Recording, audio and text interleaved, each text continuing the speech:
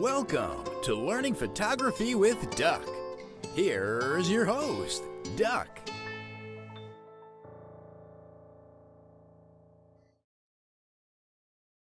Hey, welcome everybody to another edition of Learn Photography with Duck.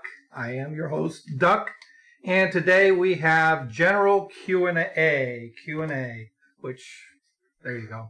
That's where it's supposed to be. As always, before we get started, let me just go over a couple of things. The first thing is that coming up on August 22nd, which is a Saturday, I am going to be doing a photo hunt in Hamden over by City Hall, in that little Dixwell, corner of Dixwell and Whitney, I think it is. There's plenty of little shops. Yeah. Mm-hmm. Is it? Yeah. So there are plenty of little shops there, and ample opportunity for finding all kinds of interesting photos. So I have a deck of cards that I had printed up, professionally printed. I have not opened up the deck yet. I'm still holding off, still chomping at the bits because I want to see what these cards look like. But I promise you guys that I won't open it until that event in order for you guys to get a first impression. So it's going to be, for us to have fun, but also to test out the cards and get your impression on, how well I did putting that game together. And hopefully after that, I'll start marketing it. Another thing is, let me get it. I have been putting some designs on Teespring. They're all kind of photography related. And I just picked up a sample. Here, actually, let me switch over to this view. I picked up a sample tote bag. This is the design that I did. Pursue your passion. Okay.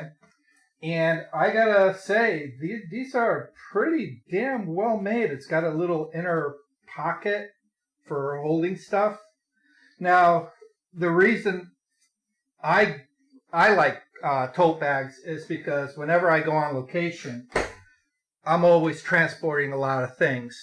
While the majority of my equipment has their own specific cases, like my lights have cases, my camera has a case.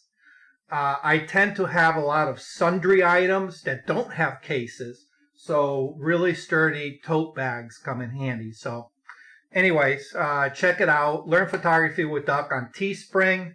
I got t-shirts and tote bags, masks for this COVID thing, all with a photography related theme. If you buy anything off there, everything that I make off that goes back into the channel. So any contribution is greatly accepted. All right, and that's pretty much it for that. I hope you guys are all loaded up with your questions. I was at the Steampunk in the Park event yesterday, and a couple of you were there. So I have a whole bunch of pictures that I haven't even looked at yet. But it was a great event. We almost got rained out. Fortunately, I kind of stuck it out, put a bag over everything. But while I was there, Bill asked me a very good question that I am going to address today. It's basically an editing question. So before we get into that, I want to see if anybody has any general questions they need answered, and then we'll get into Bill's. Anything in particular? No? No, I couldn't come up with anything. Okay. I met some great people yesterday, and while the purpose of the event it was at Wickham Park in Hartford, for those of you who may not be familiar with it, was an opportunity for photographers to be able to take photographs of people in steampunk outfits. And these people went all out. Some of them created little scenarios that you can photograph. Others were just kind of like models walking around. You just wanted to photograph somebody in costume. You say, hey, come on over. So it was great. But, of course, this was in a public park. And I actually, there were like civilians, or as they say, muggles, walking around. And I was actually able to photograph a couple of people, a young couple. And I had two ladies that came up to me and saw my gear and says, hey, can you take a photo of us? So with their camera. So I grabbed their camera. And one of them actually had a hot shoe. It was a Canon with a hot shoe. So I put my flash on theirs. So we started talking and told them about the Learn Photography with Duck group. And I believe she signed up on my Facebook page. And I invited her for tonight's event. So who knows? Maybe she'll show up. It's kind of interesting who you meet when you are behind the camera, which kind of brings something to mind for me that is very common among a lot of photographers that I've met. I probably told this story before, and if you heard it before, I'm sorry, but there's some of you who've never heard it. But it's hard to believe, but when I was younger, and I'm talking about in my early teens, I was very, very shy, painfully shy. Who would have thought that nowadays I'd be teaching in front of hundreds of people, and doing stuff over the internet like this, but anyhow, so one of the things that I used to do was kind of hide behind certain things. And for the most part, even though I seem very outgoing, I'm still kind of reserved. I'm still kind of shy. And I still hide behind certain things. When I was a professional artist, I would hide behind my art. Now that I've kind of moved over to photography, I hide behind my camera. And what I mean by hide behind my camera is not that I use the camera as a shield to isolate myself from others, but I use the camera kind of like as a gateway or as an excuse to converse with others. That makes it a lot easier for me. For people who are very, very shy, they tend to be reserved and they tend not to make any first attempts at communication or first attempts at making a contact with somebody. They kind of, it's the old wallflower, mentality. So I would use the camera as kind of like a gateway to conversation, because it would be something, I would be talking about something that I am comfortable with, and they would be talking about something that maybe they're interested in. So, flash forward now, I'm in my mid-50s, and I'm teaching, photographers how to kind of come out of that shell. The one thing I tell them is that you have a perfect excuse to get into a conversation with somebody, and that's the camera. All right. So anyhow, I just wanted to kind of share that because it kind of opens up and makes conversations a little bit easier when you have something comfortable to talk about. So, and I found that yesterday with a lot of people, the people in costume, I've never met them before. So being in the role of photographer, taking pictures of them, it was a very comfortable, very familiar position that I found myself in. So I'm able to open up and be able to have, conversations with people. And then with strangers, just walking by, I saw a young couple. Actually, I should probably, let me see if I can pull it up. Here they are. All right, this is straight out of camera. I haven't even developed anything yet. But, I saw them nearby. They had a cell phone on a selfie stick, all right, very clumsily trying to take pictures of themselves, all right. And so I called them over and said, hey, you want me to take a picture of you? And they said, sure. And they hand me their cell phone. I said, no. You keep the cell phone. Let me take a picture with my equipment. I said, just give me your email address and I'll send it to you. And we had a little mini session. It was maybe 10, 15 minutes at the most. And, look at this. Look at this. Fantastic shot. And they're going to keep this like forever, hopefully. All right. So anyhow, just a little lesson that I wanted to share that I, found myself in a position yesterday. So anybody want to share their experiences in a similar situation? How do you use your camera to break the ice? I'll go along pretty much what you said. That was when I was shooting weddings, the same type of thing. I had to immediately trying to shy myself. I had to immediately start the conversation with the bride and the groom as in the wedding party and so forth. So yeah, it got me out of a shell like that as well. And you're right, I'm still hiding behind the camera. Here, I didn't get started too quickly yesterday afternoon, but after I took my first couple of shots of the steampunkers,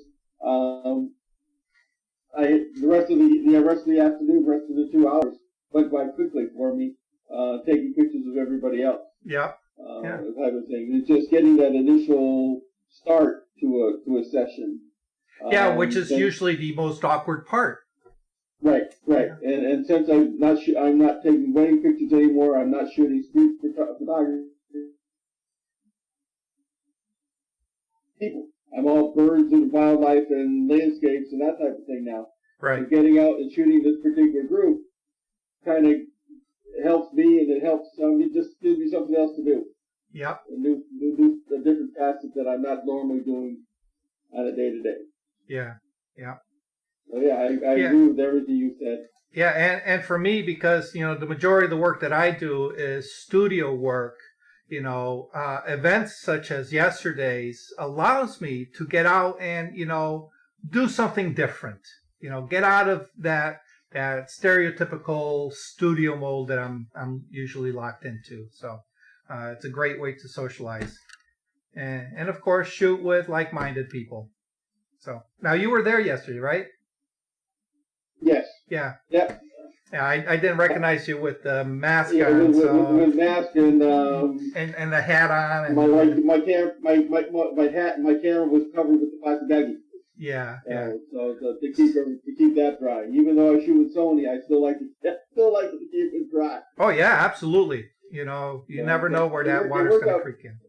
It worked out pretty well. The only real hard part about it was between the mask and fogging up my glasses and the rain, getting water on my glasses. That was a more difficult thing than actually take the picture. Yeah. It's funny you should say that, because I would take a couple pictures and I go to show the person and I'm like, oh, excuse me, I gotta wipe the lens off before I show it to you. I mean, not the lens, the preview screen. I ended up shooting a little over 300 frames myself. Yeah. I put 60 up on SmugMug this morning. So I mean, it was a nice event. Yeah. There's another one coming up in a couple of weeks that I might try to go to. So. Which one is that? They're doing a picnic and a stroll on the airline trail, or the Manchester has the railroad trail, or something like that in Manchester. Oh, I see. Okay. Yeah, it's a bike trail. It's an old. It was a railroad trail at one time. I know they're doing the same group that we went to yesterday. I know they're doing something that first Saturday in September. I don't know if that's what. That's it. Yeah, that's it. And the nice thing about the group that we had yesterday, there were 20 some odd people from the group. I I did another session with them back in December, and there was only 10. So you never know who's going to show up. Yeah. One or two of the people there changed outfits 2 or 3 times. So from my perspective, not being shy of get somebody started for pictures. I don't shoot portraits here again anymore. It's an opportunity to take pictures of people who want to have their pictures taken. Right. I want to take pictures. They want their pictures taken. Okay, fine. Sometimes I may direct them on a particular pose, but here again, lots of times they'll grab another person and they'll do their own thing. Which is it comes up to be interesting poses and so forth. Yeah. There's a certain give and take. Yes. Yeah. So it's kind of a nice and easy going group to kind of fall in with and so forth. And unlike you, I'm not getting any money for anything either. I noticed you had model releases yesterday and stuff like that you were having to assign. So you got a little bit of it, which is great. But here's the question: how do we interrupt you? How do we doing that affect you? We're trying to make money on the shoot. Oh no. Right? So all right. So let me explain why I do the model releases. Okay. The majority of my work is studio work. All right. On occasion, I'll shoot for myself. Most of the time, it's here in the studio. And sometimes I'll create things that I send to Adobe stock. So I have a little bit of income coming in from Adobe stock. And because I'm a product photographer, I don't deal with people on a regular basis. So the majority of my stock is all product stuff and just, concept stuff. So in a situation like yesterday where, I may come across a really, really good image that I think has the potential to make me money, that has some kind of commercial value, I'll post it. But I can't post it if I don't have a model release. All right. So I asked for the model release for that. The other thing is because I teach, I do my own advertising. And it's nice to be able to have images that I can use in my advertising without anybody complaining. So I can take, an image like this guy, all right, and let's say I'm doing a portrait lighting event, all right. So I'll pull this, and we got all this great empty space that I can fill with text, and then have this nice example of a properly lit portrait. So it's nice to be able to do that without fearing of somebody coming down on me and say, hey, you're using my image in a commercial basis and you don't have permission to do that. So it just kind of protects me on that level. And of course, I have my website that I promote my work with, so I want to be able to have it there as well. So it's just a little layer of protection. Okay. Yep. And it's not necessarily that the pictures I took yesterday will be used in a commercial respect. I may not. I may look at all the images and say, nothing worth selling. So, but you never know. So. Okay, thanks. No problem. All right, so let's get to Bill's question. Bill, did you want to lay the foundation? Let me pull up your image that you sent me. Okay. So saying that you said promotional, can you give me sharing rights for a second? Can I share my screen? Yeah. Hold on one second. I just want to. Am I sharing my screen? Yes, you are. Okay. Let me come up to steampunk, and here is one. I'll send it to you. There we are. Oh, that's awesome. That's awesome. All right. Let me. The only thing that's bad about this is that umbrella. But if I try to get rid of it, I stayed up till 12:30 in the morning doing photos. If I try to get rid of it, will I make this perfect? Or, it does fill the space. And in my hurry, it was raining that day. Correct. So it does fill the space. If I take this out, that's kind of a lot of empty space that I'm not happy with. And maybe nobody's going to care that umbrella is there. Well, all right. Let's analyze this in the way we would approach visually. All right. Normally, we come into an image here in the West. We come into an image from the left. Yeah. All right. So we, come. Actually, let me annotate.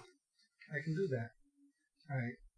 We come in from the left. Oh, you can annotate on my share? Okay, good. Yep. That's good to know. Okay. So we're coming in into the image from here, and our eye kind of travels across. Mm-hmm. Okay. That's normally how it's done. All right. So when we come in, we are immediately met by these two. Okay. And then we're, like you said, there's a blank space. All right. So our eyes are going to travel downwards because this is like a very bright area. So we're going to come in because we want to look at faces first. We're attracted to faces mostly. We're going to come down. All right. And then there's a blank area here. So our eye is probably going to come over to that umbrella. Okay.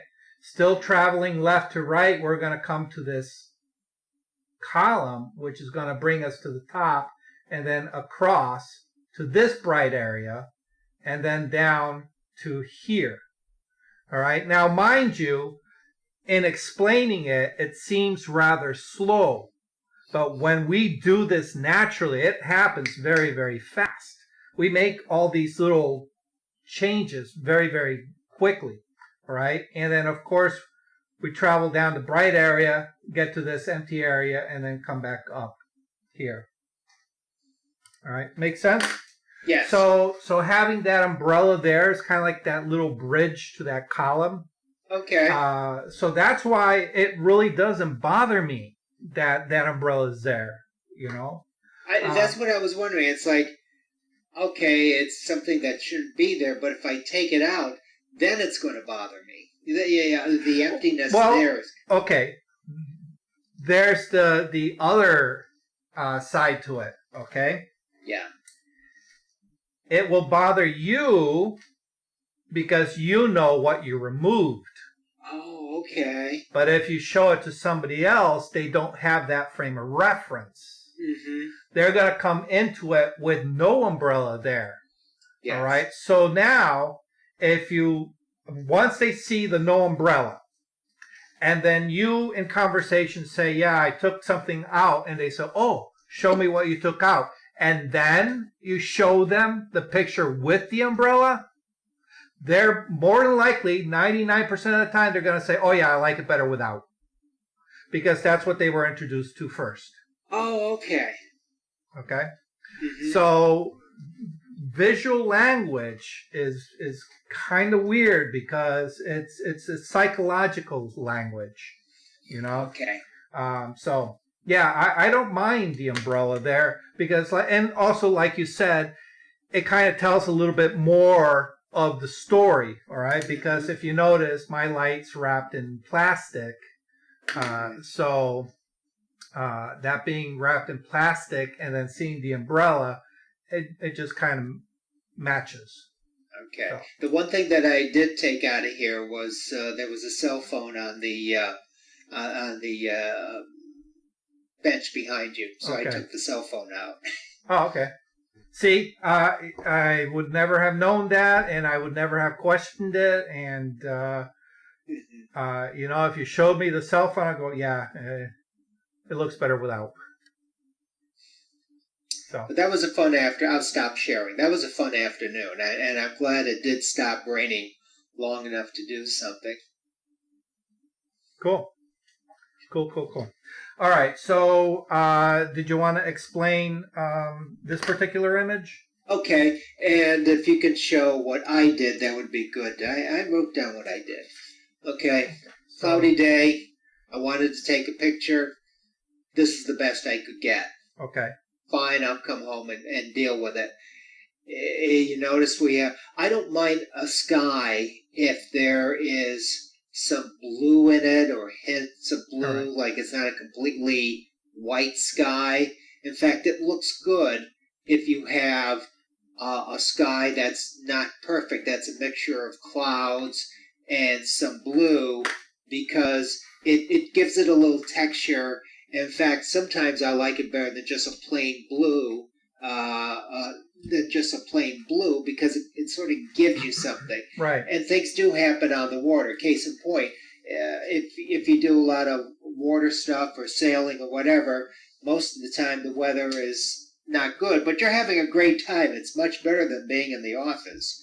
So I don't mind a picture that's not perfect, because the sea is not perfect, but it's better than anything else. So what I did to get this second picture was, and I asked Duck if there was a better way to do this, I did select, for the sky, I did select and color range, and I highlighted the white, and then I used the color picker to set up a blue, and then I used the gradient tool going from the top of the middle until down towards where the green is, and that's how we got our blue sky.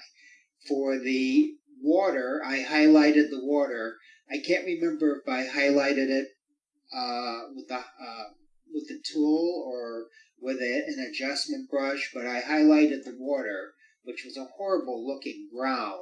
Yes. And I upped the saturation and lowered the luminance. It's green because, of course, there's the reflection from the trees. There was no way I could get blue out of this. And I, for the white slider in Camera Raw, I got rid of some of the white. Can't get rid of all of the white. And then for the green, I thought the trees were too dark, so I highlighted the trees and did a luminance and brought up the green luminance, and I think I probably brought up the yellow too. Mm-hmm. So that's how I came up with this picture. If Duck has a better way, I'm all ears. Well, I wouldn't say a better way. Let me just restate probably what is already common sense. When it comes to photo editing, there are more ways to edit an image than there are tools, it seems. Obviously, in Lightroom, you're a little bit more restricted because it's a restricted editing program. But in Photoshop, oh my God, the sky's the limit, literally. And there are many, many, many ways of accomplishing the same task. It all depends on what tools you are familiar with, all right? So, okay, so this is your original. So it's very overcast, so overcast that there is no cloud definition.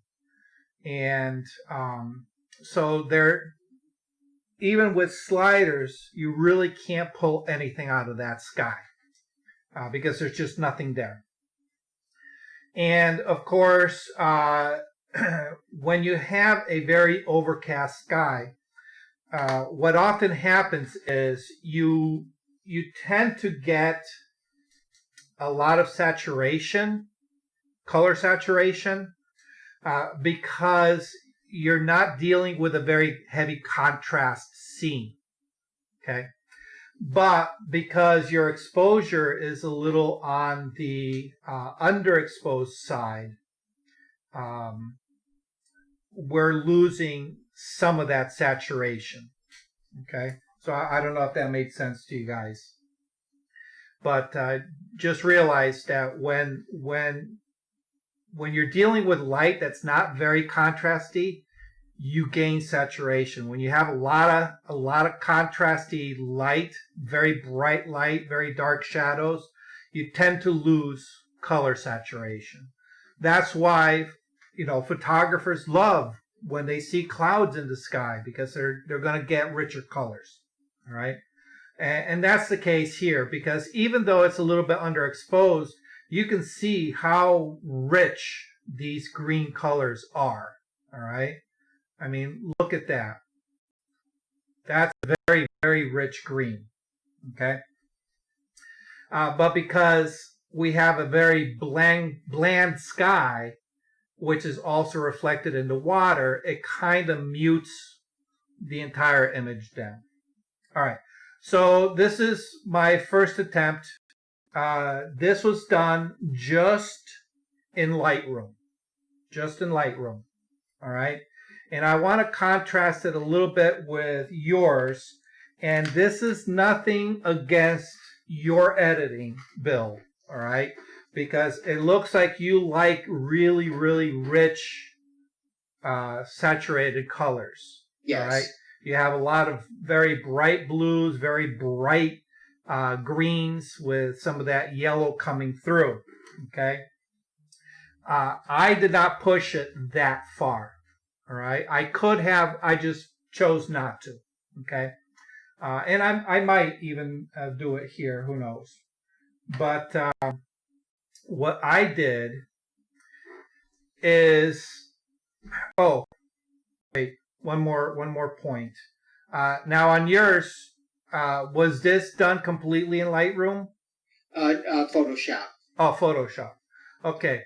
One thing that I noticed is that where the sky and the trees meet, there's a halo. Mm-hmm. Okay. I've had that trouble before, yeah. Yeah. And often that is a masking issue. Okay. That's usually I've had that trouble also when I've taken a picture like this and haven't done any editing. Even with the cell phone, I've had halos. Okay. Before you edit? I take that back. After I edit, I was gonna say. Sometimes it looks as if it takes, and then it doesn't take.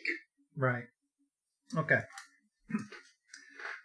There's a couple things that can create halos naturally, and you'll find it whenever there is a very sharp delineation in either color contrast or luminance contrast, because light tends to bend around things.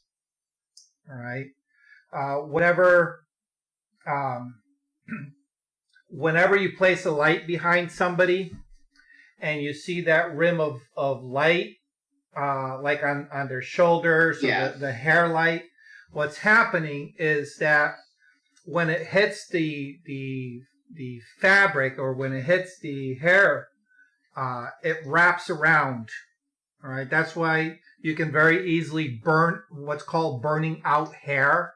If you have too hard of a hair light behind them, you burn out the texture of the hair on the edge. It's because the light is so intense that it's wrapping around the hair follicles and completely obliterating it by having too much light. All right. So light tends to bend around things, and we don't normally think of light bending, because we're not kind of geared in that way with our education. But light bends around things. It hits something and it deflects. Okay. So what happens is you have this very, very bright light coming in, and usually what happens is the sensor sees this nice expanse of blue, for example, like in your sky here. All right, it sees this nice big expanse of blue. All right, and then all of a sudden, there's a section of green. So one, the sensor has a little bit of a trouble resolving things, all right, but also the light coming in around that edge of the green, all right, creates a little bit of a luminance difference right at that edge. All right, and normally when you first take the picture and you open up, you're not going to notice it because it's very, very subtle. But as soon as we start pushing our exposure one way or another, it starts to show. Because what happens is when we do any kind of editing, you got to keep in mind that what we're doing is we're pushing the luminance, the lightness and the darkness values. We're shifting it, either make it brighter or make it darker. All right?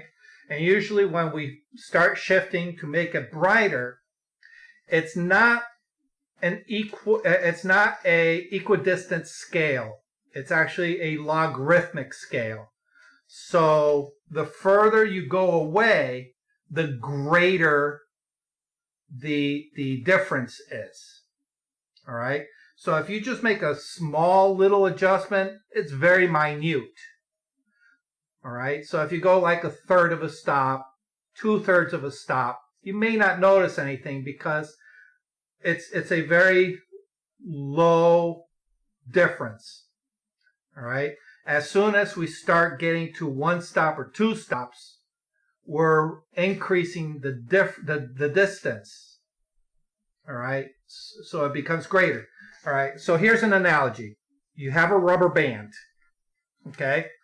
And if you take a magic marker and you make 1/4 inch marks on that rubber band, all right, and you don't put any strain on it, you're going to see the little mark at a 1/4 inch, right? And if you put it a little bit under tension, all right, it's still going to look pretty much like they're at a 1/4 inch. Now, if you stretch the rubber band to twice the distance, you're going to see that 1/4 inch has gone to, a 1/2 inch distance, but that little mark that you made has also expanded. All right, so think of that little mark as that halo edge. When you start stretching that rubber band, that little halo edge starts becoming more noticeable, because you're really stretching it out. All right? Does that make sense? Did I lose you? Yes, no, I went on mute. So. Oh, okay. We're getting into some heavy duty stuff here, so I don't want to lose you. I try to make the analogy simple. All right. So what happens is when we start pushing these sliders, oftentimes we're going to see this halo. All right, and if you've ever done any kind of HDR or tone mapping, you're probably familiar with these types of little halos. It's because with tone mapping, we're really pushing that exposure range, left and right to extreme ends. Okay, so that's one thing that you have to be careful with. All right, now in the case of the one that I did, I made it a little bit more natural looking. But what I did is I used a graduated filter. And I used 2 of them. I used one in the sky and one in the water. Okay? But in order to just target the sky, I used a luminosity mask. All right? And if you are here in the graduated filter, all right, if you scroll down, you're going to see this little eyedropper. Okay, this gives you your range mask, and you have several choices. All right, obviously it could be off. You can go by color. All right. So you can target like anything green or anything red or anything yellow. All right. But usually with landscapes, you have a mixture of stuff. And like you mentioned earlier, there's a lot of yellow and green. All right. And so what I did is I went to a luminosity mask, a luminance mask. All right. And what you can see, actually, let me see if I can zoom into here. I want you to look at this section. All right, I'm going to turn the luminosity mask off. Okay. The graduated filter is actually applying a blue tint to everything. So you can see how the top of this tree is tinted blue. It's going to that blue-green side. Okay. That's because as it graduates down, it's applying 100% of that blue tint here. All right. And then by the time we get to this line, it's at 50% and then further down to 0. Okay. Once we apply a range mask, all right, if I go with color, all right, you can see I did not select a color, so it's not applying anything to this area. It's still at the default. All right, so you can still see how that blue tint is affecting the green treetops, right? But what I did is I applied a luminance mask, all right, and I sampled the sky. All right, and notice how the tops of the trees are no longer blue. All right, it's because it's selecting everything that is at the same brightness as my sky. And because the trees were darker, it kind of ignores it. All right, so it's a very, very quick way of making a mask.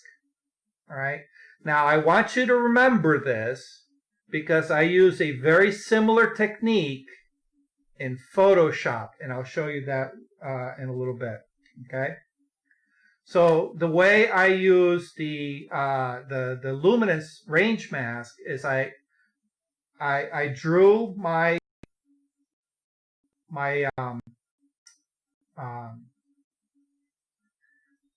mental block, my filter down. All right, I brought it from the top down. Okay. Then you click on the eyedropper, and it's going to ask you to create a marquee. And what I do is I get just above the tree line, all right, at the lowest point, so to maximize that sky, and I draw a rectangle all the way to the top, all right, because I want to select that entire range of sky. So if it's a little bit darker on the top than it is on the horizon, which normally you'll find in a landscape shot, I want to make sure it's sampling that whole entire range. All right. So by drawing that marquee, it's sampling that whole entire sky, and as you can see, it disregards the trees because the trees are outside of that range. They're darker. All right. Make sense? Mm-hmm. All right. And then what I did is I literally replicated that at the bottom. All right. I used a luminance mask to just get the brighter areas of the water. All right. Disregarding the darker green areas in the patch on the right and that little small patch on the left. Okay. And that's pretty much it. Now, because this is a graduated filter, I can always take it and, move my exposure slider, make it brighter, right? Again, I don't want to make it too bright because I don't want to lose the saturation of the blue, okay? And then I can go and do the same thing to my highlights in the sky, okay? So I can make it a little bit brighter, Okay. I can even increase my saturation on that. All right. Once I tackled the sky, I had to tackle the trees. And for that, all I did was in a global edit, I just opened up my shadows and brought down my whites a little bit. Okay? If I want to, I can very much make it a little bit brighter. I can even push my saturation up a little bit more if I want to. Okay. And make it a little bit, probably not as bright as yours. All right. Yours pops a little bit more. But I tend to go a little bit more towards a natural look rather than an HDR look. So, oh, and one more thing. One more thing I did. Right here where there's people. Yeah. Okay. I added a little circular gradient. All right. See, there's without, there's with.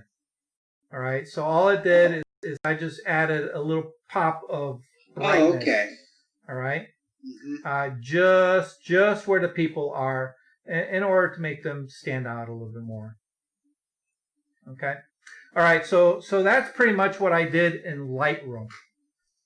Okay.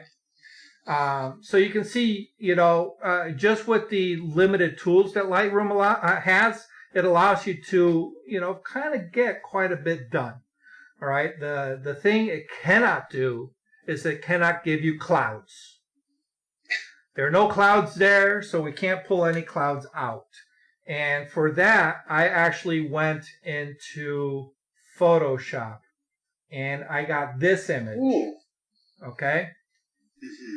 I created this image in Photoshop, and then when I was kind of happy in Photoshop, I brought it into Lightroom and finished the editing here in Lightroom, and this is my end result. All right. Again, a little bit more of a natural look, stepping away from that HDR look. But the thing I want you to notice is that there's no halos. Okay, there's no halos. All right. Even in the edit that I did in Lightroom, there's no halos. Okay. So you just have to watch that. All right, so how did I do this? All right. Let me flip over to Photoshop. Okay. And I opened up your original image. Okay. And as you can see, it's a little dark. Okay. I wasn't overly concerned about getting this image normalized. And what I mean by normalized is opening up the shadows, maybe adding a little bit of contrast. I wasn't worried too much about that because having edited already in Lightroom, I knew what I could do in Lightroom, and I felt it would be easier for me to do certain things in Lightroom because I'm more comfortable in Lightroom than I am in Photoshop. All right. So my main concern in Photoshop was just replacing the sky. Not so much getting the luminosity and the vibrance and the saturation and all that looking good. I could have done it here. I just chose not to. All right. So the first thing I did is I grabbed a image of clouds that's in my library. Okay. Now, in the past, I've done events where the sole purpose of the event is to gather images for a texture library. All right. So what do I mean by texture library? In my collection, I have a smart collection that I keep my textures in. All right. So if we go here, you can see that I have just a ton of images that are just for the sole purpose. Look at these. They're not going to win any awards. They're not going to be posted on Facebook and people are going to go, ooh, that's a great shot. Never. All right. The only purpose of these images is to have something in a library that I can reference for replacement or addition or texturizing something. All right. So obviously, anytime I see a beautiful sky, I often end up taking a picture of it. I mean, look at these clouds. You know, look at those clouds. All right. Don't worry about how unsaturated it is. That can always be fixed. All right. But you cannot make clouds, and you can't make clouds this beautiful. I mean, look at these. Look at these. All right. So I have a library of clouds because when you're doing landscape, all right, you want to have certain elements that you can pull from. And clouds for a sky is one of them. Other things that I would do, you know, is trees and bushes that you can use, you know, to cover up certain things. You know, like if you want to, if there's an ugly house that you want to hide, you can pull reference from your texture library. All right. So I found, let's see if I can find it again. One of these guys.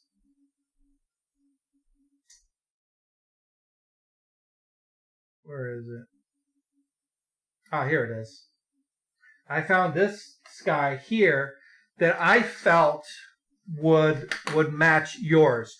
All right. Now, in your image, you're looking across a lake or reservoir. All right. So you're seeing to a very far horizon. All right. And the sky is coming up pretty high above you. Okay. So I found an image in my collection that kind of sort of matched that perspective. All right.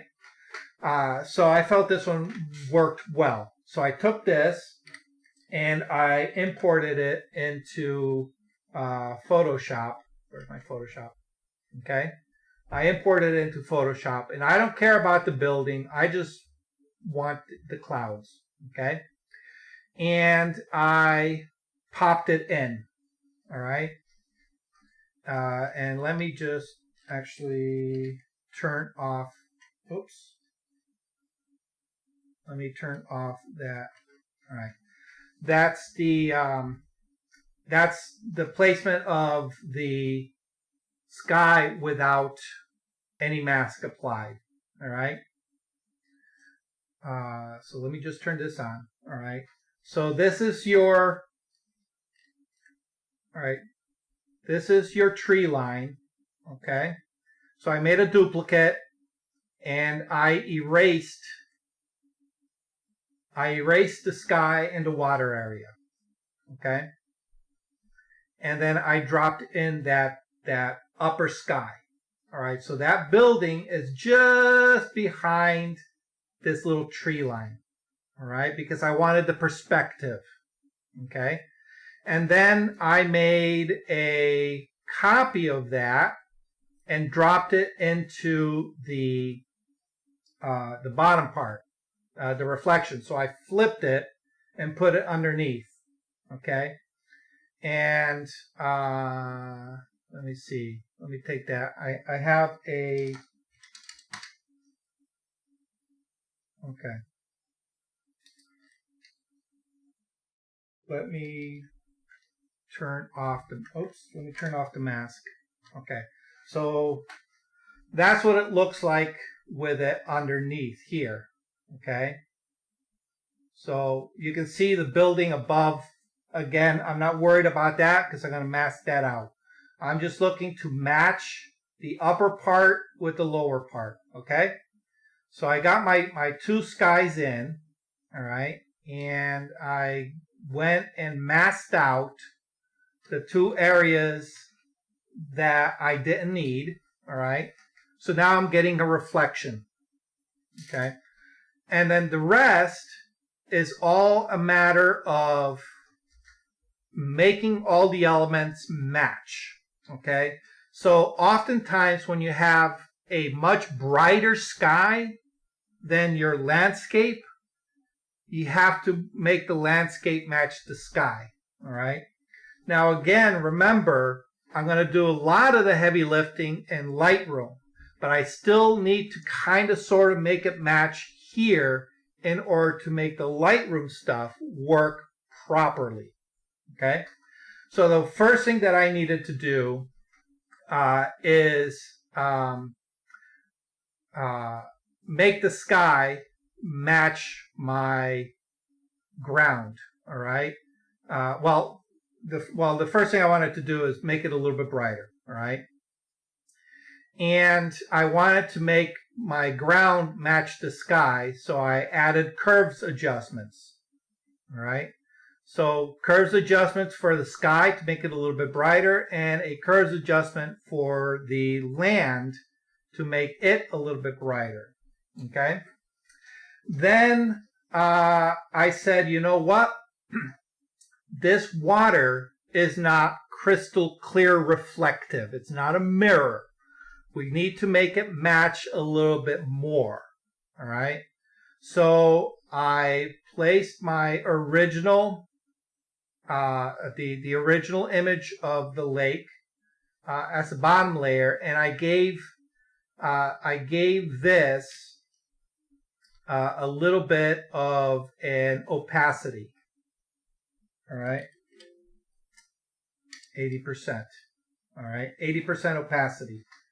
All right, and this is with, let me see if I can turn it off. This is with your original underneath it. All right, so we're layered.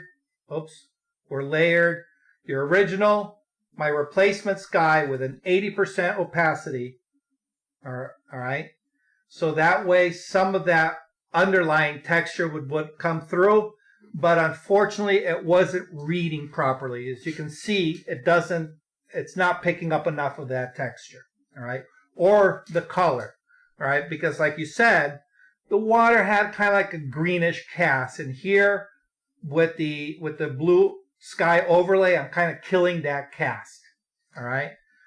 So what I did is I created a color fill layer, all right, that's just this kind of green tone, all right, and because I had an opacity applied to it, it's tinting that that water, all right, the reflection in the water, all right. And I said, well, you know, it's still a little bit too much like a mirror.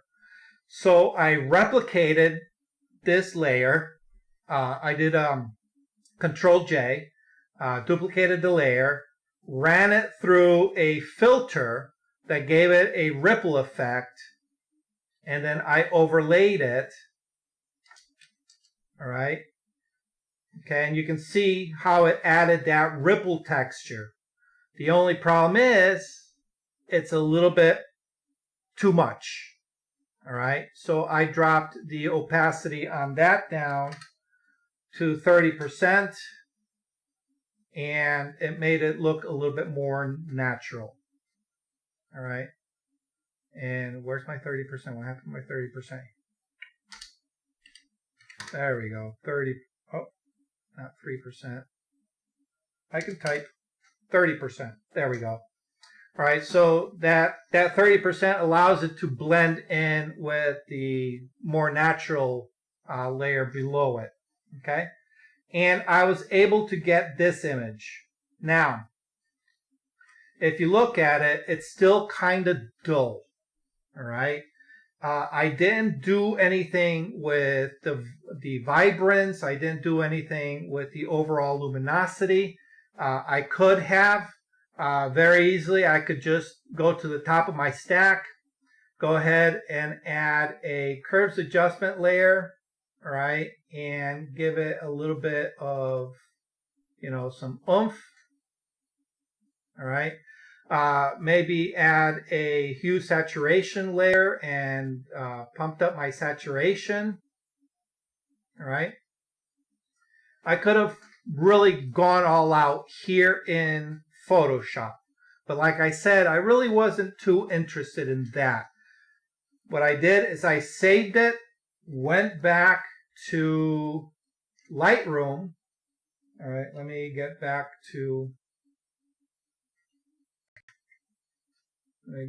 your image. All right, and brought it back into Lightroom and made some additional adjustments. I opened up the shadows, pumped up the whites a little bit in order to get some of these highlights in the clouds to pop a little bit more. Okay. I added a little bit of contrast, added a lot. I love texture in my images. All right. So I pumped up the texture and clarity. I pushed the vibrance a little bit. Okay. And I added that little spotlight of light on the people on the road there. And this is the end results that I got. And to be honest, I like this. I also cropped it. But I like this version better than the one that was just done flat out in Lightroom. All right, because now we have a little bit more texture going on in the skies. All right, so that's how I tackled this. But like I said, there's more ways to do this than what I just showed you. Okay. All right. Yeah. I just missed how you matted the sky. What you do? You made a layer. Yep. So I kind of glossed over that because I wanted to come back to it. All right. Because that's a little technique that's a little involved. All right. But the one thing you'll notice is that I cropped this so that it puts the that water line halfway through the image. All right. So we have a more centralized distribution. I think that one actually is a little closer to what you had. Yeah. Okay. So yeah, your cropping is very similar to mine. I have a little bit more headroom than you, but it's very similar. Okay. And of course, with your clouds, the extra headroom is okay. Yeah. Plain. I want the water.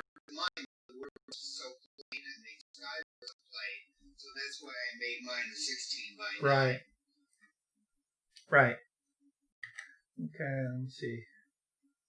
Yeah, your still is very, very saturated.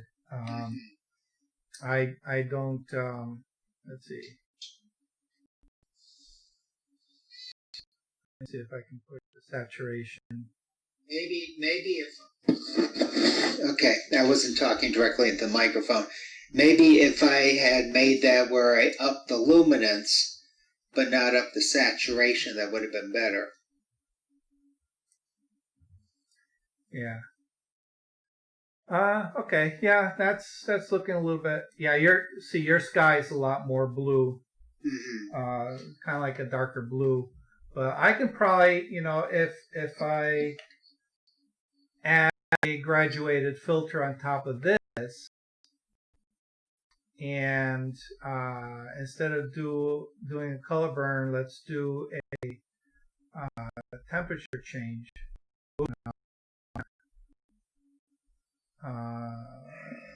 Just do a saturation and a little bit of burn. We'll keep the whites bright. Okay. And let's see how that looks. Yeah, okay.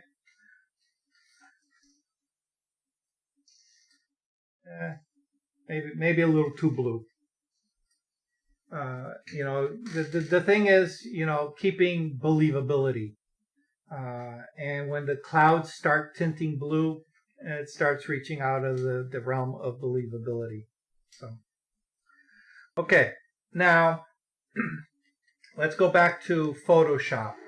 And I want to show you how I got these masks.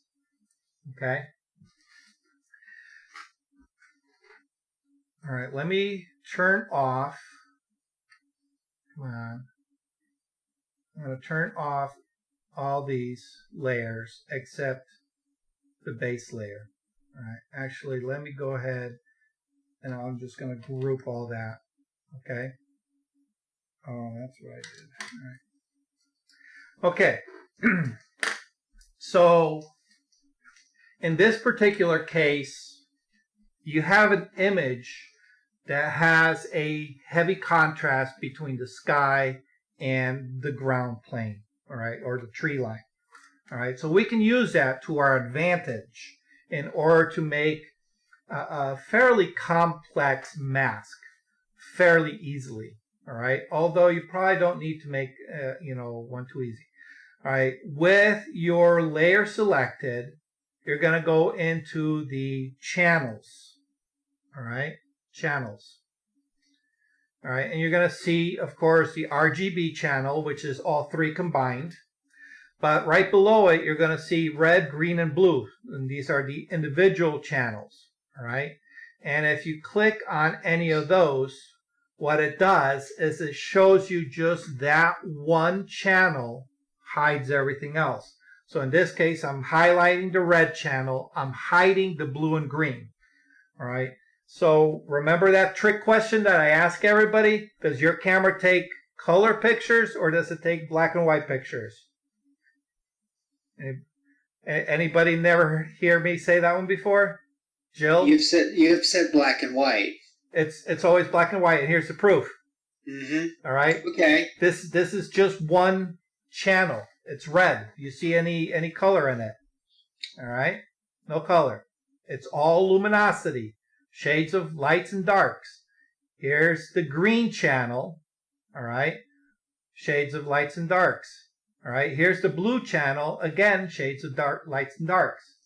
When we start combining them, all right, the green and blue channel, now we can start seeing color come through. All right. And when we add the red channel, all right, let me remove the blue channel. All right. Red and green, the opposite of blue is what? Yellow. Okay? If you ever need to keep track of these color channels in your head, all right, just think RGB, which you already know as a photographer, all right?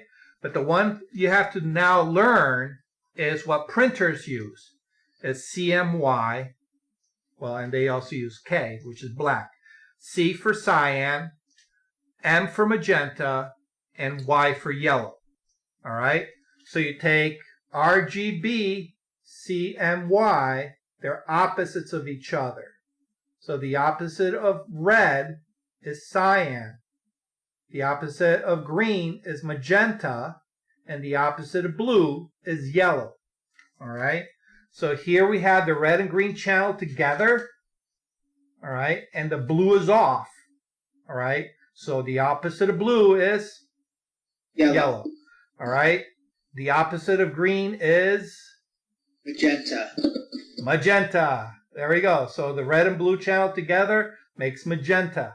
All right. And the opposite of red is cyan. There you go. All right. So that's a good way to kind of wrap your head around how these channels work. All right. But in this particular case, I'm only interested in one channel because I'm looking at the luminosity. Okay. So what I'm going to do is I'm going to flip through the red, the green, and the blue channel. And what I'm looking for is this hard definition between the sky and the tree line. All right.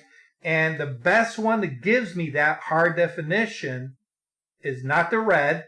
All right. Because you can see all that gray on the tops of the trees. It's definitely not green. Right, because the green trees is going to give me a lot of information. All right, we're recording a lot of green information here. All right, but look at that blue. All right, there's very little blue in those green trees. All right, because like you mentioned earlier, you called it out yourself. Green and yellow are very primary in the tree line. Okay. All right, so the opposite of blue is yellow.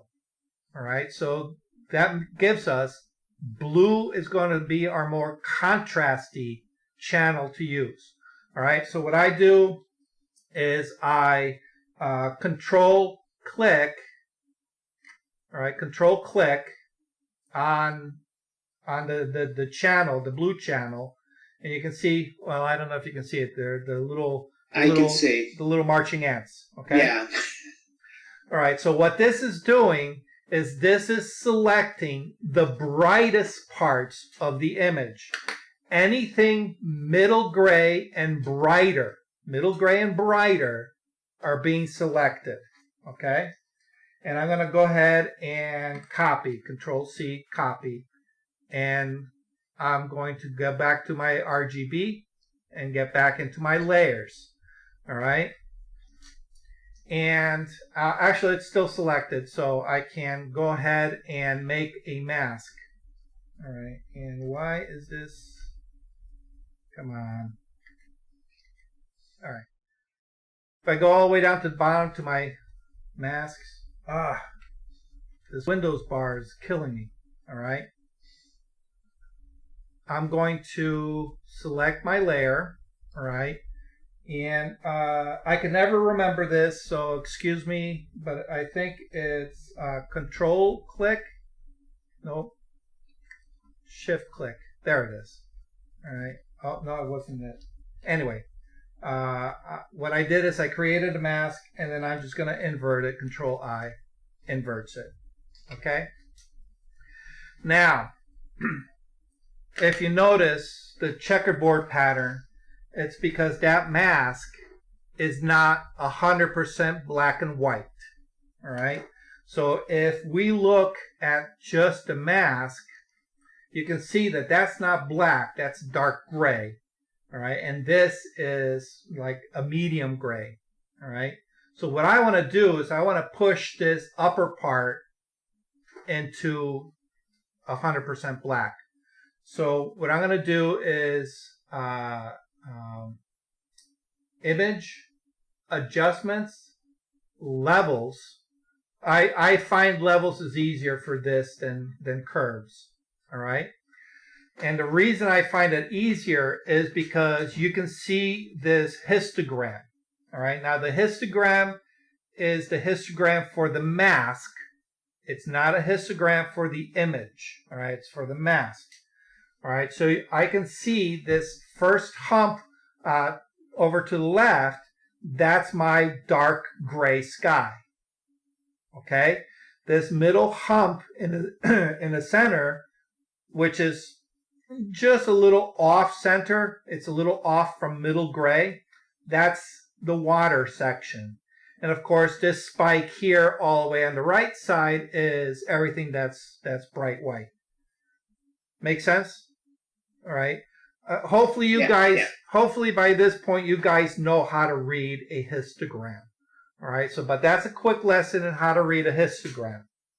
All right. So what I want to do is I want to make this dark gray be more black. Excuse me. To make it more black. So what I'm going to do is I'm going to make my input point, instead of being at 0, which is 100% black, I'm going to bring it in and I'm going to force that upper sky to go black. Okay?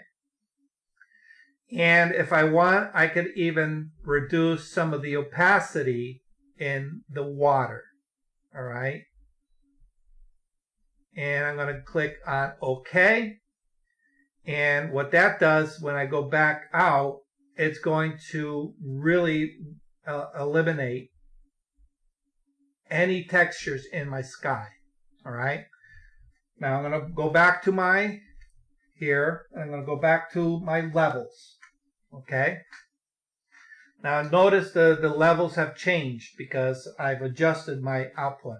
What I want to do now, and I probably should have done it the first shot, but I wanted to show you what it does, is my brights, all right, you can see that there's a lot of texture in that area. All right, I want to kill that texture. All right, so I'm going to bring my input level from 255, and I'm going to start bringing it in, and I'm going to start removing all that texture. All right, so I'm literally coming to the base of the start of that peak. Okay, and it removes all that texture. All right, and I'm going to click on OK, come back out, and now you notice that my tree line is no longer translucent. All right.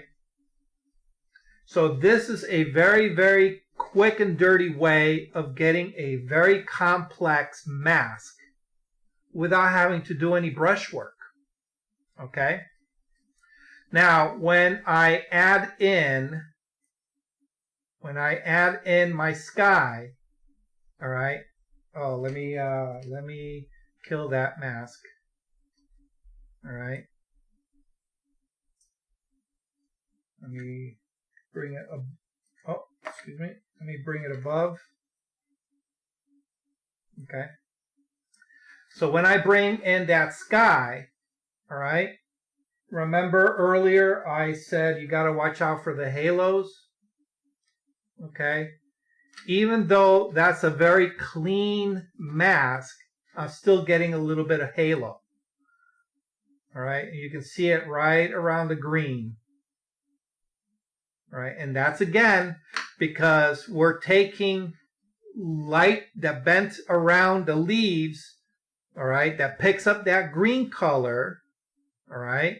It's different than that blue color that we're replacing it with, all right. And they're also two different luminosities.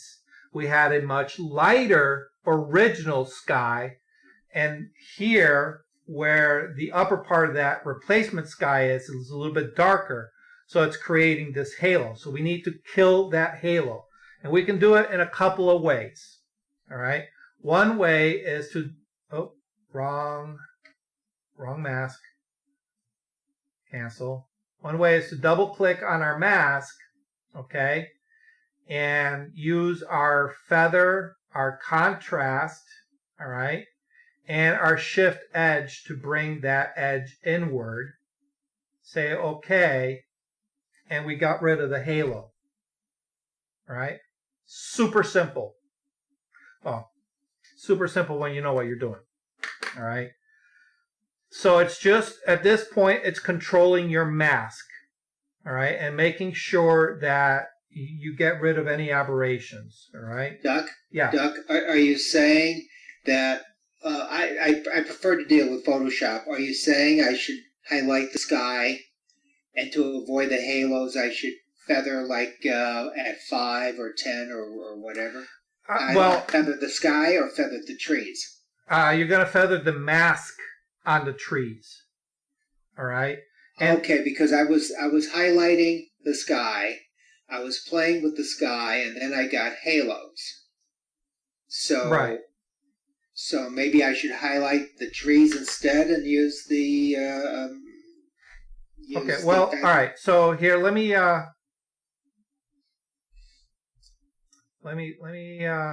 back this up a little bit. Do I need? Okay. All right. So let me just back out here a second. All right. So you saw how I got the mask, right? By going into the channels. Okay. Mm-hmm. The mask was applied to your original image. All right. And by applying it to your original image, I am removing the existing sky. All right. Okay. So now I have holes, literally virtual holes, in the sky and in the water. All right. And these are transparencies. These are alpha channels that allow me to see through that layer. Okay. Everything's black hides. All right. So it's hiding the water and it's hiding the existing sky. All right. So what I want to do is I want to replace the existing sky with a new sky. All right. So what I do that is I drop that new sky in the layer below it. Okay. All right. And then when I turn it on, it shows through. All right. Now, if my mask is not super, super clean, you're going to get that halo. All right. I would say 100% of the time, you're always going to get some kind of halo when you first create a mask. All right. Because the mask creation process isn't 100% effective. You will always have to do some kind of correction to that mask edge. Okay? So in this case, because I auto-generated my mask, all right, that's got a lot of detail, I'm not going to go and do it by hand. I'm going to let the machine do it for me. All right, so by double-clicking, all right, so I go back up to my original layer. All right, there's the mask that I dropped in. If I double-click, it brings me to my my mask tool.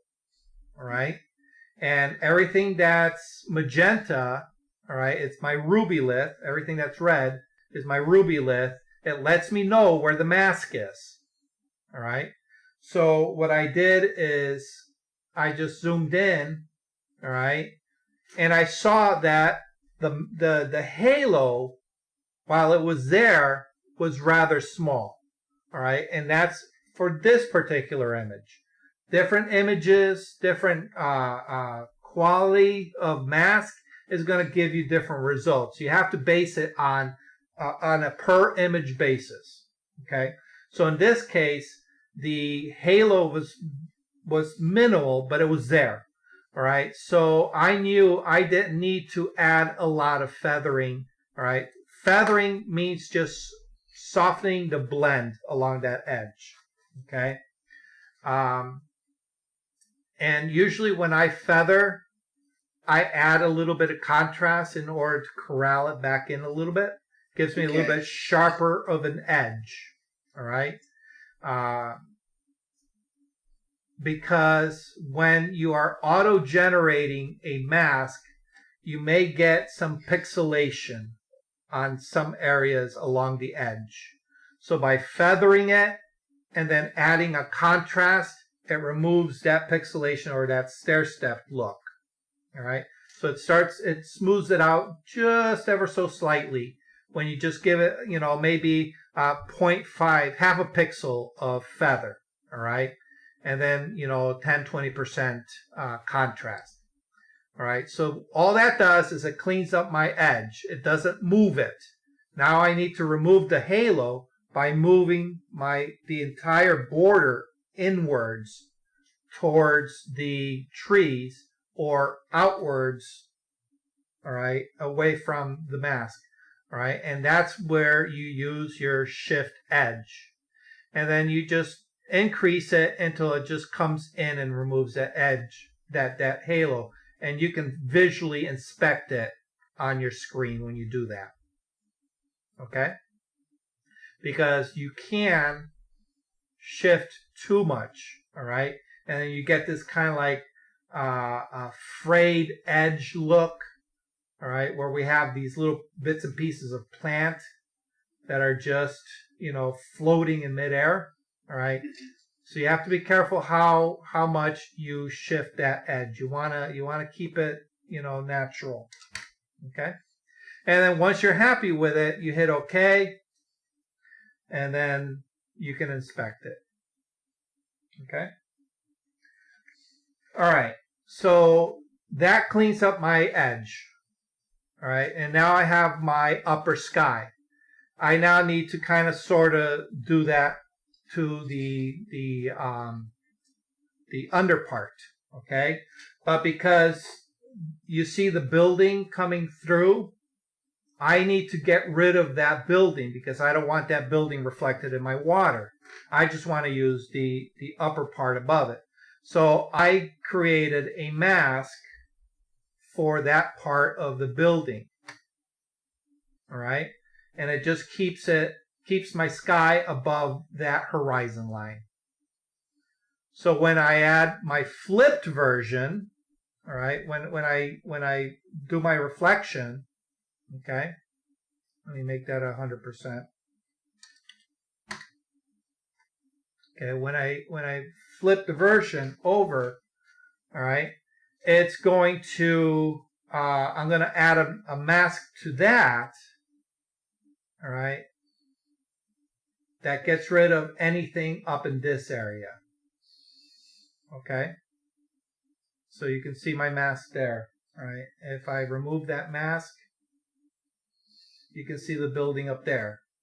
All right, so I want to get rid of that. I put a mask on it, and now I have clean skies. All right, did that answer the question? Yes. Okay, awesome. All right, I know we kind of went, pretty heavy duty into this, but this was a problem that Bill was having. He approached me, and I knew that the explanation was kind of complex, and I couldn't give him the answer at the time, so I told him to wait for today. All right. Oh no, I meant for this to wait today. Oh, okay, all right. I didn't want an answer. My question was for tonight, so. Oh, okay, all right. Awesome. Besides, it was raining, Yeah. You can't concentrate on the rain. Oh, God, no. All right, anybody else have questions about anything that we covered here and or something new?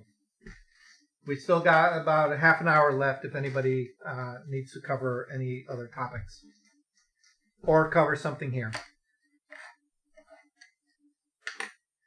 Alan, do you do a lot of sky replacements with your work, or? Yeah, Luminar. Luminar. We talked about that. Duck and I talked about that yesterday. Yeah. I bought it. That's because I got a gift certificate for my birthday. And it's like, what can I spend it on? Let me go to, a gift certificate to B&H. And it's like, what will I spend it on? Yes, Luminar. And Betty Wiley, do you know who she is? She has, she's a Lightroom teacher. She's out on Cape Cod. She came to North Haven Camera Club twice in the last year and a half. And she has presented at NECCC, and everybody has always told me how great she is. So when she came here she came for advanced, and then she came for beginner. I took the beginner. And as an extra near the end of the class, she said, "Hey, there's this thing called Luminar, and this is what you can do with it." I said, must have. Okay, well, I'm pretty much with Luminar. More familiar with Luminar than Lightroom and Photoshop. So most of my stuff is done there. Yeah. Even your other editing, your regular editing, Alan? That's where I started out. Yeah, I've been regular editing with Luminar for about 2 years now. Oh, so you don't use it as an add-on. You use it as the actual product. Am I correct? Right. That's correct. Okay. And so now I'm using some Topaz filters as plugins to Luminar primarily. So I'm kind of just getting the feel of Lightroom and Photoshop, and I'm coming to the realization: why do I need both for the subscription? Why do I need Lightroom and Photoshop? Primarily when Luminar is doing everything for me that I currently need to do. Yeah, absolutely. And that's what it comes down to, is whatever you are doing. Yes. The tools that are best for you. Absolutely. So, now, let me ask you something about the sky replacement and Luminar. Do you source your own images, or does it have like a stock library that it pops in? It has a stock library, and I've got my own, and I even purchased a couple of them. Okay. Purchased a couple of packages from different photographers. But they also they have sky replacement, and they also have sky enhancement now. Oh, good. Good. So you got the two separate ones, and you can actually add. I'll put clouds in to a particular scene, and then I can go to sky enhancement and put a flock of birds in there as well. Okay. Okay. Yeah, I can see where the purists would have an issue with that. Well, and that's just. I mean, I'm doing a lot of quote unquote astro art now because of all those different backgrounds. I mean, some of the shots that I took with the Essex steam train. Right. Dull, no. I mean, just like Bill's photo there. But I put a planet or I put a moon and I put some stars up there, darken the scene to make it a nighttime type scene instead of a daytime type scene, and it's an astro art. There you go. Okay. It is not designed to be realistic. Okay. I try to put enough elements into it where it is a fantasy type of a scene when I do that. Right. Okay. I mean, Saturn is also in there with Pluto. It's meant not to be an art form as opposed to a realistic interpretation of the scene. Yeah. Well, if you are leaning towards more of the realistic, the one issue I have with Luminar stock images is that, you know, when you start seeing the same background in different images, that's why I have my own stock library of clouds, because I know nobody will ever duplicate those. I have the same thing. My clouds aren't as elaborate as yours, but there have been different days I've gone out and I've taken pictures of grass out here when it's nice and green now, like what it's now. And I've taken pictures of different cloud covers and different plain blue covers. I think how I got the blue sky for the reservoir, I think I took up one of my stock photos and I did the color picker, and I chose that color of blue. But I have used layering where I take out the sky, and then I add a sky with clouds to it, just like what you did. Right. I didn't do it as elaborate as you did. Well, the nice thing about gathering your own image library, especially with cloudscapes, is that choose a time of day that you want to collect images for, whether it's early morning, late evening, after a storm, or when you see those big white puffy clouds. Okay, find a nice high vantage point, and just all you got to do is spend maybe half hour, 45 minutes, because you take photos this way. All right, take photos this way, and then 10 minutes later, you take photos this way. It's a totally different sky. Yep. So you can build a library very, very quickly without really spending a lot of time into it. Where you will spend time is capturing, like the morning, the evening, the sunset, the storm, the white puffy clouds, things like that. But or when you see something, strange and unusual, like this really... Oh, wait a minute. That's not the one I clicked on. This really bizarre purple and orange cloud. Yep. All right. Definitely grab those. But I spent maybe half hour on a corporate overlook, and I got these. Right there. Even with my lightning, using a Pluto trigger, I've gotten some lightning ones that I've started to put in my collection as well. Yep, absolutely. And I even got my little center block there, Yeah. But you can get all kinds of skies, and it's worth collecting if you do a lot of landscape stuff. All right, because just like in this situation, it comes in handy to have a supply of clouds. Who knew? Right. All right. Any other questions, guys? No, I don't. But since somebody mentioned Topaz, do you know these computer shows you can go to? They haven't been having them because of COVID. They have them in Orange, and then they have them in Meriden, and you buy software cheap, and you buy computers cheap. Well, I bought Topaz for like maybe $40, and I just got confused. I started working with it, and it's like, okay, and I know what I want to do with the other thing, Nick Tools.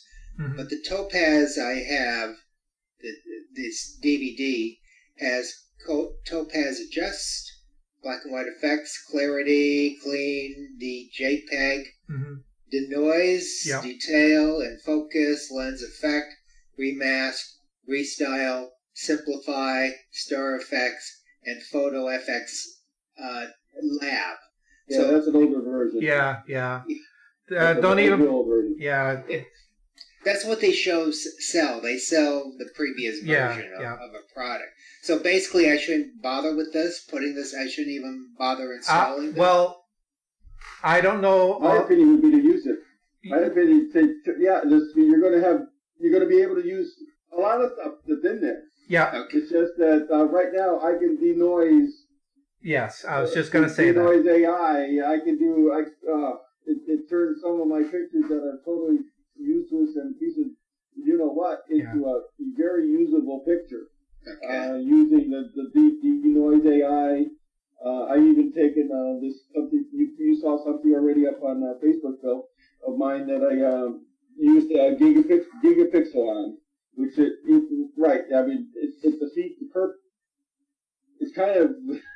kind of strange with the gigapixel because it's not supposed to work.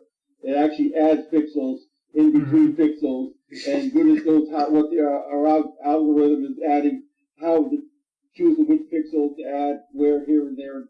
But it works. Yeah. It takes a cell phone picture, 5 megapixels, and takes it all the way up and enlarges it to a billboard without any problem. That's what they have available now. You're not going to be able to do that with what you've got. Right. Okay. Yeah, you have to be aware of what the technology is doing, because like Alan said, certain aspects of that older program have now been with other programs, they've updated where the current version of like Lightroom, the denoise in Lightroom, is much better than the denoise in that old software. Where back then your software was better. Yes. You know, so you just gotta weigh it out.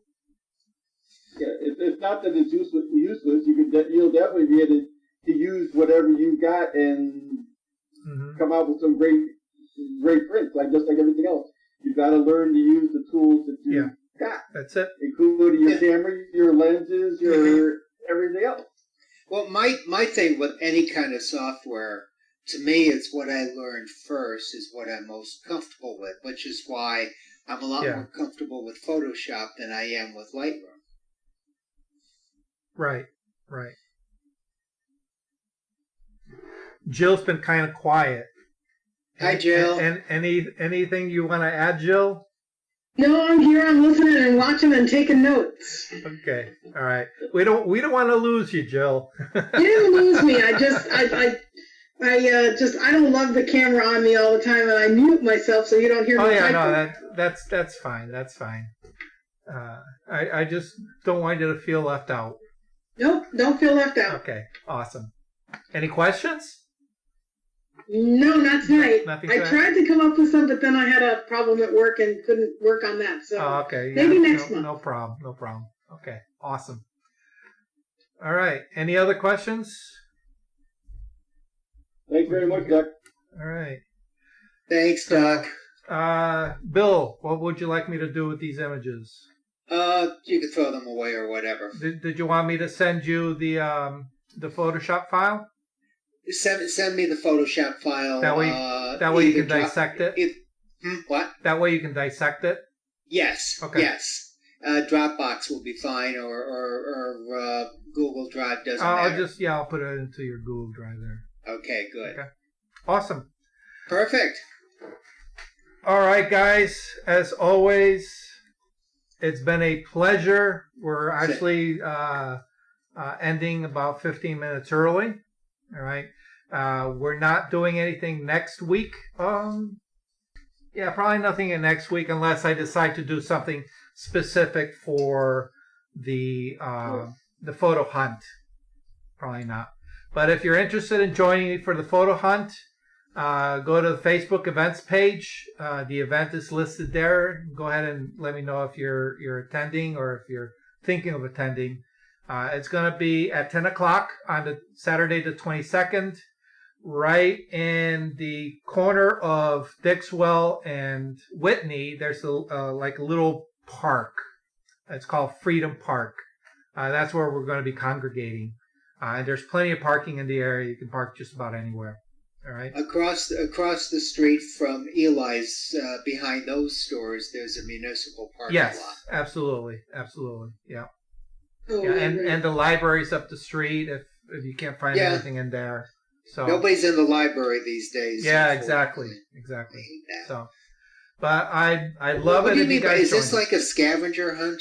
Yeah. So the way it works is I have challenge cards, and the way it works is you pick a challenge card, and we're gonna set a time limit. Usually about 15 minutes, 10, 15 minutes. You look at your challenge card and you have that time, 10, 15 minutes, to complete that challenge. Okay. All right. And, it may be an easy challenge. It may be a very difficult challenge. It all depends on the luck of the draw. All right. And it's just a fun way of getting out and doing something creative. Hopefully, maybe breaking you out of any ruts that you're in, especially if it's asking you to photograph something that you normally wouldn't, or to do it in a way that you normally don't. There are ones where you have to approach strangers, so yeah, that's why they're challenges. Yeah. Yeah, that's why they're challenges, Yes. So Are you going to put this out as an invite that can be shared? Yes, yeah. Okay, good. Absolutely. Okay, because I'll share it on the North Haven Facebook page. Awesome. North Haven, That'd be great. Camera Club Facebook page, saying it's in Hamden. Yeah, absolutely. Yeah. Yes. And it's free. Anybody can join. There was one challenge. Don, I can't think of his last name in Sue's group. Janelle. Don Janelle, yes. Yeah, he came up with a challenge one time where walk out your front door and walk 50 steps Okay. in any direction that you want, but it has to be from your front door. And I did. It was this one particular day where we had ominous clouds, and I got a good cloud picture, and it didn't look that good in color, so I made it black and white and more dramatic. Yeah, I remember that challenge. That was pretty clever. Yes. Yeah. Awesome. All right, guys. Again, thank you for joining me, and we'll see you in 2 weeks for our Lightroom class. 3 weeks, Doc. 3. There's a fifth. Oh. There's 5 Mondays. Yes. Oh. Yeah, that has thrown me off this month. We might have to do something special then. Who knows? Stay Okay. tuned. All right. Let us know. Yeah, Okay. I'll put it in the Facebook page. But if you All right, guys thank got you, any thank you. ideas, Thanks, Doc. All right. Have a good one. Okay. Thanks, Doc. Be good. Be night. safe. Good night. Thank you for watching Learning Photography with Duck. Brought to you in association with Milford Photo, your local full-service camera store, located in downtown Milford, Connecticut.